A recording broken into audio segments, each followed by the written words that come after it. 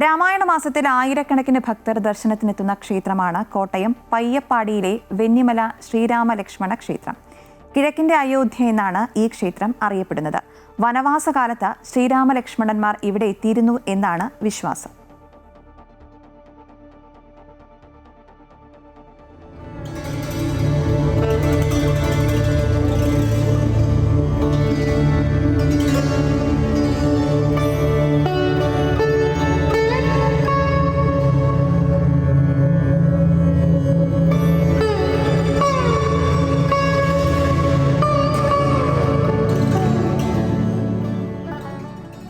കോട്ടയം ജില്ലയിലെ അതിപുരാതന ക്ഷേത്രങ്ങളിലൊന്നാണ് വെന്നിമല ശ്രീരാമലക്ഷ്മണ ക്ഷേത്രം. ശ്രീരാമലക്ഷ്മണന്മാരും കപില മഹർഷിയുമായി ബന്ധപ്പെട്ട ഐതിഹ്യങ്ങൾ ഈ ക്ഷേത്രത്തിനുണ്ട്. സീതാദേവിയെ അന്വേഷിച്ച് രാമനും ലക്ഷ്മണനും ഇതുവഴി എത്തിയിരുന്നുവെന്നും അന്ന് കാടായിരുന്ന ഇവിടെ കപില മഹർഷി ഉൾപ്പെടെയുള്ള മഹർഷിമാർ തപസ്സനുഷ്ഠിച്ചിരുന്നുവെന്നും അവരുടെ തപസ്സിന് വിഘാതം സൃഷ്ടിച്ചിരുന്ന അസുരന്മാരെ ശ്രീരാമന്റെ നിർദ്ദേശത്തോടെ ലക്ഷ്മണൻ തുരത്തിയെന്നുമാണ് വിശ്വാസം.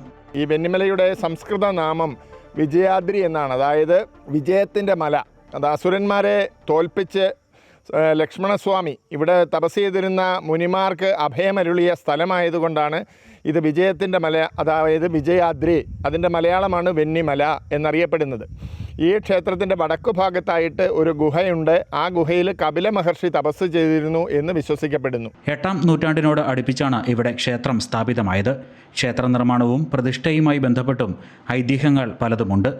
ചതുർബാഹുവായ മഹാവിഷ്ണുവിൻ്റെ ശിലാവിഗ്രഹത്തിൽ ശ്രീരാമനും ലക്ഷ്മണനും ഒരുമിച്ച് വാഴുന്ന പ്രതിഷ്ഠയാണ് വെന്നിമല ക്ഷേത്രത്തിലേത്.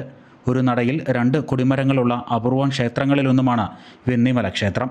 കർക്കിടക വാവു ബലിദിനത്തിൽ ആയിരക്കണക്കിന് ഭക്തരാണ് ബലിതർപ്പണത്തിനായി ഇവിടെ എത്തിച്ചേരുന്നത്.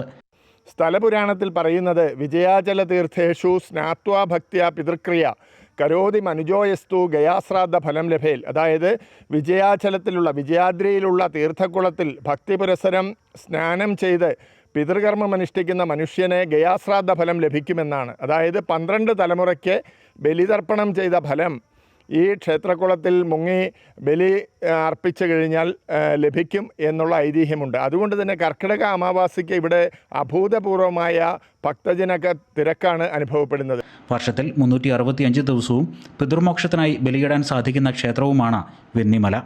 ക്ഷേത്ര ശ്രീകോവിലിൽ അഭിഷേകം ചെയ്യുന്ന തീർത്ഥജലം മണ്ണിനടിയിലൂടെ ഒഴുകിയെത്തുന്ന തീർത്ഥക്കുളത്തിലാണ് ഇവിടെ ബലിതർപ്പണം നടത്തുന്നത്. അമൃത ന്യൂസ്, കോട്ടയം.